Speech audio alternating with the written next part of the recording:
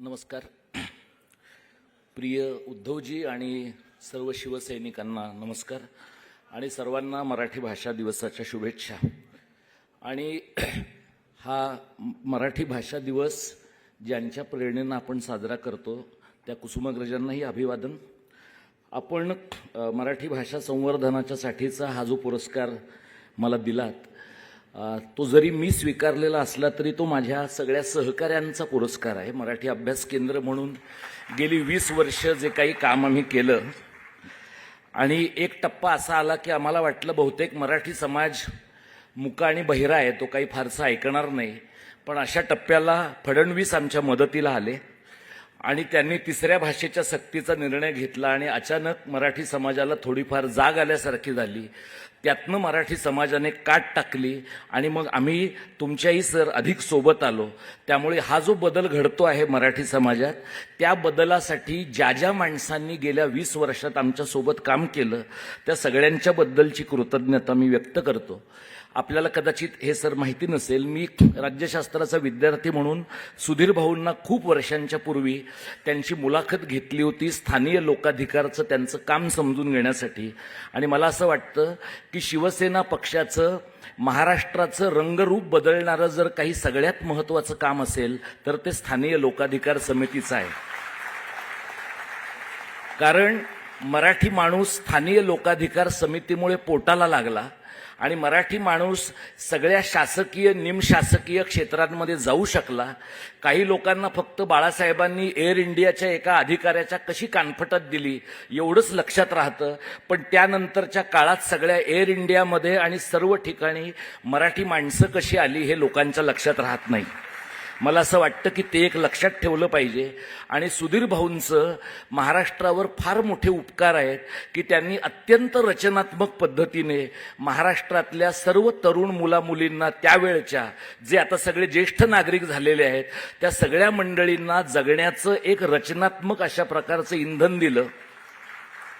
आता साहेब काही लोक तिकडे गेलेले आहेत एका तोतया संघटनेमध्ये आणि मी तुम्हाला शुभेच्छा देतो की महाराष्ट्र दिनाच्या किंवा येत्या भाषा दिनाच्या अगोदर हा पक्ष आणि त्या पक्षाचं चिन्ह हे ज्यांना ते मिळायला पाहिजे त्यांच्याकडेच या पद्धतीने मिळावं अशा प्रकारच्याही शुभेच्छा मी तुम्हाला या कार्यक्रमाच्या निमित्तानं देतो.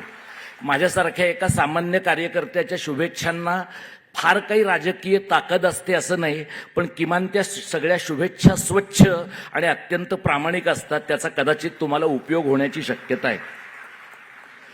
आज या पुरस्काराच्या निमित्ताने मला एवढा सगळा रेडी ऑडियन्स असा पाहायला मिळाला आणि साहेब पुढे बसले होते, मागे लोक गाण्याला फार सुंदर दाद देताना मला दिसले आणि साहेबांनी 1.5 तास कार्यक्रम ऐकला. फार कमी वेळेला मला वाटतं कदाचित शरद पवारांचा एक अपवाद असेल महाराष्ट्रामध्ये की आपले राजकीय पुढारी येऊन सांस्कृतिक कार्यक्रम शांतपणाने ऐकतायत आणि ते ऐकतायत म्हणून पक्षाचे कार्यकर्ते सुद्धा शांतपणाने ऐकतायत. ही एक रेअर गोष्ट आहे. म्हणजे आपल्याकडे लोक गौतमी पाटीलला सुद्धा शांतपणाने ऐकत नाहीत. इन्स्ट्रुमेंटलचा कार्यक्रम साहेब तुम्ही 1.5 तास, हे एका अभिजात रसिकाचं लक्षण आहे आणि असा अभिजात रसिक एका पक्षाचं नेतृत्व करतो ही मला फार आनंदाची गोष्ट वाटते.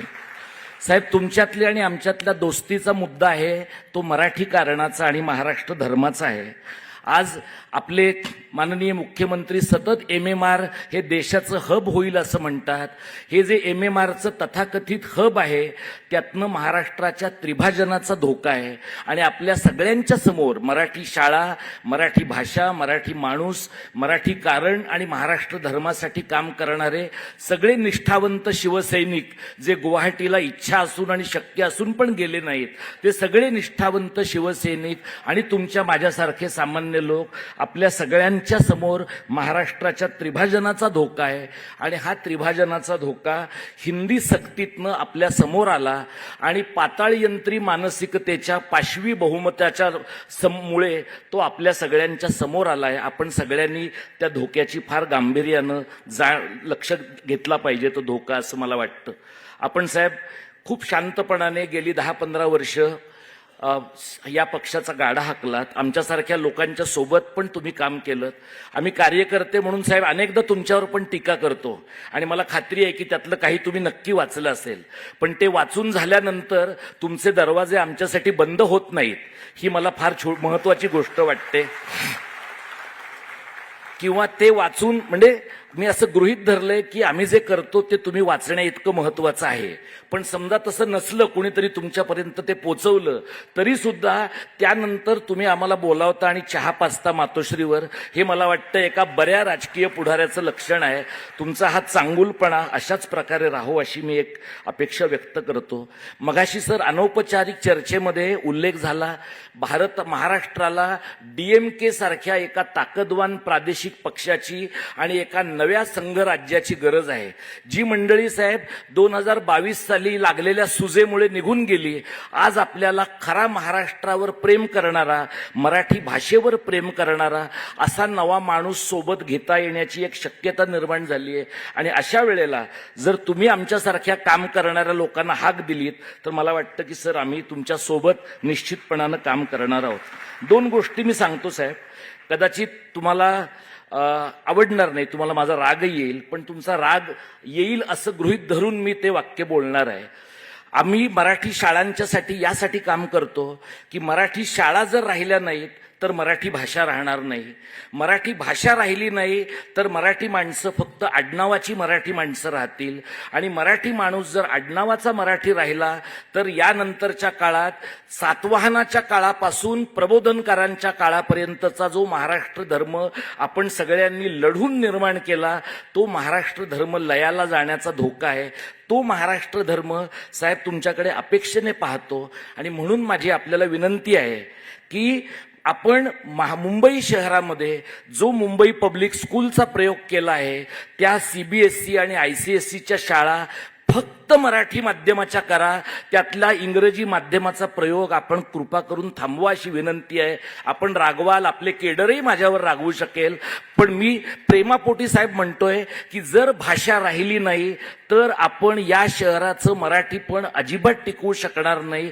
आजच उत्तर भारतीयांनी आणि गुजर मारवाड्यांनी हे राज्य ताब्यात घेण्याची पूर्ण तयारी केली आहे. माझी आपल्याला विनंती आहे की आम्ही तुमच्याकडे आणि राजसाहेबांकडे खूप आशेनं अपेक्षेनं पाहतो. आम्ही नागरी समाजातले चळवळीतले कार्यकर्ते, जे हिंदू हिंदुस्तानचं कथन रेशीम बागेतनं सगळ्या महाराष्ट्रात येतं आहे आणि ज्याला राहुल गांधी 2 विकणारे आणि 2 खरेदी करणारे लोक म्हणून ज्याचं कौतुक, ज्याची माहिती देतात, ज्याच्यावर टीका करतात, त्याला उत्तर देण्याची क्षमता फक्त महाराष्ट्र धर्मामध्ये आहे.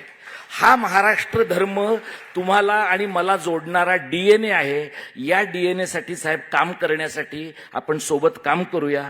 तुम्ही सगळ्यांनी माझा इथे कौतुक केलं, सत्कार केला. मी मोकळेपणाने बोललो, कारण मोकळेपणाने बोलणं साहेब तुम्हाला आवडतं असं मी गृहीत धरलेलं आहे. तुम्ही नंतर मला खाजगीत रागावलात तरी माझी तक्रार नाही, जाहीरपणाने तुम्ही रागावलात तरी माझी हरकत नाही. पण भाषेपेक्षा, महाराष्ट्रापेक्षा आणि मराठी माणसापेक्षा कुठलाही राग लोभ मोठा नाही अशी माझ्या मनातली भावना आहे. आपण सगळ्यांनी शांतपणाने ऐकून घेतलं. मी आपला मनपूर्वक आभारी आहे. शिवसैनिक हे माझ्यासारख्या कार्यकर्त्याचं विस्तारित कुटुंब आहे असं मी मानतो. तुमच्या या कुटुंबामध्ये आमच्या YouTube व्हिडिओमुळे, आमच्या कामामुळे तुम्ही आम्हाला सगळ्या कार्यकर्त्यांना आणि आम्हाला मित्रांना जोडून घेतलं. ही मैत्री कायम ठेवूया आणि मराठी म्हणूनच मरत्या क्षणापर्यंत स्वतःची ओळख ठेवूया. धन्यवाद.